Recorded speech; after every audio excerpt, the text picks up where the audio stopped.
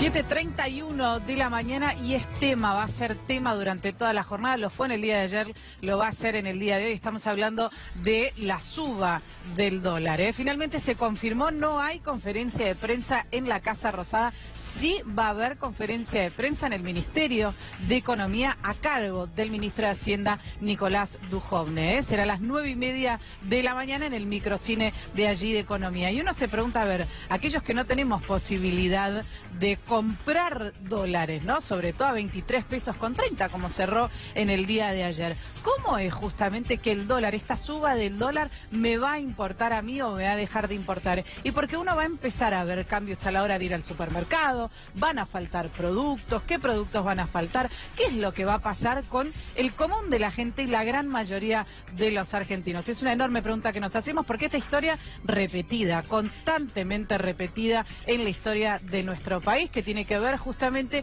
con diferentes decisiones políticas que repercuten directamente en la economía y un mundo en constante cambio. Para tratar de entender esta problemática y lo que es a nivel diario el consumo de cada uno de nosotros, está ya con nosotros y por supuesto con Adrián Salonia, Damián Di Pachi. Buen día, Adrián.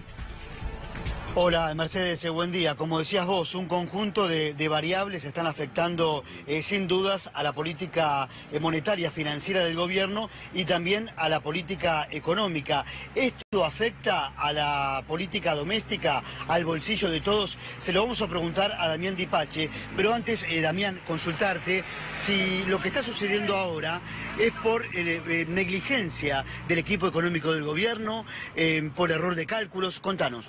A ver, me parece que hace tiempo en la cartera de Economía hay una falta de diálogo y coordinación entre los ministerios.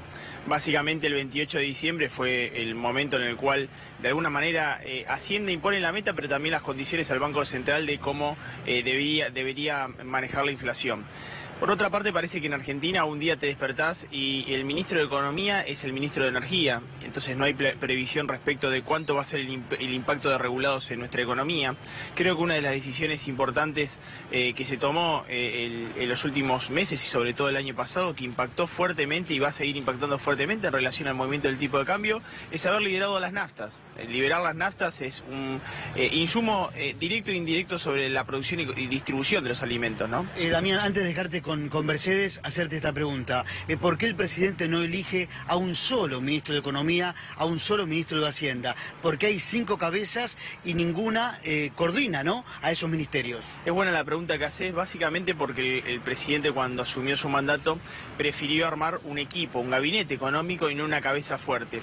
Pero la realidad es que los argentinos teníamos tradición de la necesidad de tener a alguien mesiánico, una cabeza fuerte que dirija la economía y que dé una sola indicación. Justamente en relación a tu primera y segunda pregunta, lo que estamos viendo ahora es justamente una descoordinación en ese gabinete económico. No hay diálogo, no hay confluencia de decisiones. Y bueno, está pasando lo que estamos viendo los argentinos, ¿no? Mercedes, Damián te está escuchando. Damián, placer verte nuevamente, como siempre, dialogar con vos, tratar de entender, porque hay que también pasar en claro de alguna forma, hablar un poco más simple de estas cuestiones que la verdad que hasta, no sé, nosotros que estamos aquí pecamos muchas veces de ignorancia. Vamos por partes, si te parece, Damián. Preguntarte, cuando vos haces referencia a esta descoordinación, esta falta de coordinación por parte de los diferentes ministerios, por parte de los diferentes ministros, ¿haces referencia concretamente a esta pelea, esta división tajante que hay entre el titular del Banco Central, entre justamente el titular del Banco Central y aquellos funcionarios que están enlistados de alguna manera detrás de Quintana?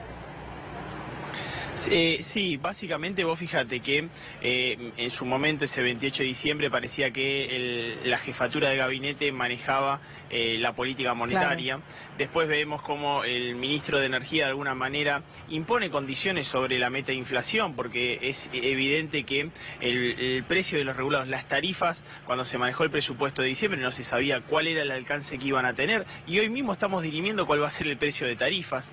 Por otra parte, ves a un Sturzenegger que quiere tomar las riendas de la política monetaria, pero Hacienda no le contribuye porque el déficit sigue siendo elevado. La realidad es que en ese sentido no parece que no hay una mesa de diálogo, a eso me refería, ¿no?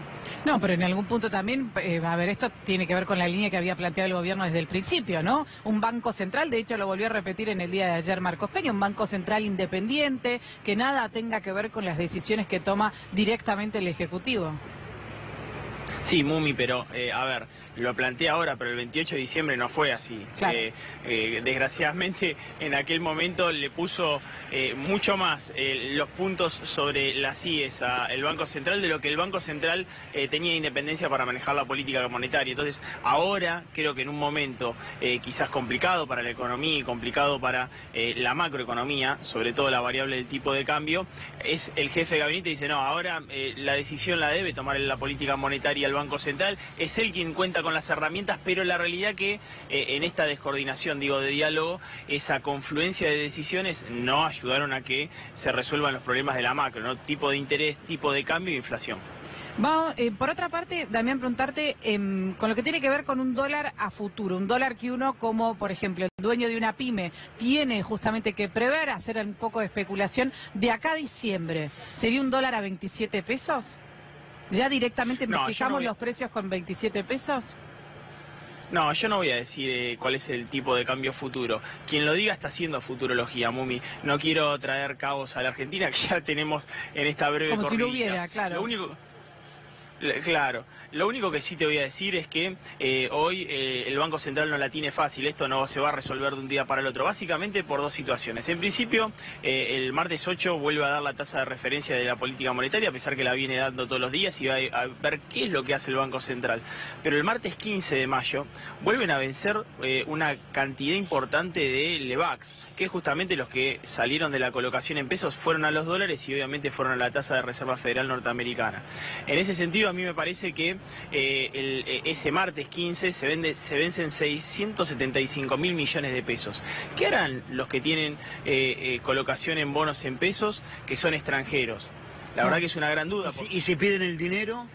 ¿Qué pasa? ¿La Argentina tiene para entregarles, devolverles el dinero? Bueno, lo que tendría que lograr el Banco Central de acá a esa fecha es que claramente la tasa de referencia sea un incentivo muy fuerte para que se queden en pesos, para que se vuelva a apreciar el precio y no seguir devaluando. ¿Qué es lo que pasó? Justamente tuviste dos situaciones, Mumi. Una es la tasa de la Reserva Federal, hace 1 año y medio que venimos diciendo que le iban a subir, la subieron. Pero la realidad es que le diste un impuesto a la renta extranjera que generó que además tengan un incentivo adicional para irse. Ahí me parece que hay una situación importante. El anterior gobierno se excedía en el control de los capitales. 360 días tenías que tener una colocación extranjera en el país. Después Pratgate pasó a 180 días, hoy es 0. Hoy un capital puede entrar a esta tasa e irse mañana. No, eso de hecho, justamente sigue la línea, perdón, también que te interrumpa, sigue la línea de lo que se planteaba en el día de ayer en varios de los medios de comunicación de Estados Unidos, ¿no? Concretamente, así también del resto del mundo, pero concretamente en Estados Unidos, una Forbes que decía, señores, es momento de irse de la Argentina. Y esto hace alusión a la última reunión que se tuvo en Washington, donde el ministro Nicolás Dujovne no le fue bien. Independientemente de algunos gastos que tuvo extra que tiene que explicar, pero Dujovne no le fue bien allí en Washington, porque las mismas personas con las que estuvieron reunidas le dijeron, bueno, hasta acá llegamos. Te tuvimos 2 años, casi 3 años de paciencia y no tenemos nada. Así que, ahora, Damián, a lo que yo quiero hacer referencia ahora que sos especialista en estas cosas, es explicarle a la gente que está del otro lado, gente que no tiene, la verdad que el precio del dólar no le mueve mucho la diaria, pero que sabe que cuando llegue al supermercado, cuando necesite algunas cuestiones, ya van a empezar a faltar productos, porque lo que hace el empresario, sobre todo de la mediana empresa, es quedarse el producto que compró a un precio determinado del dólar, que importó a un precio determinado del dólar, o que tiene algún costo para venderlo más adelante y justamente un poco más caro. Sí, ahí está bueno que bajemos la macro a la micro, porque la realidad es que le hablamos a la gente de pie y no entiende sobre tasa de interés, LEVAX, etcétera, porque no son los que colocan.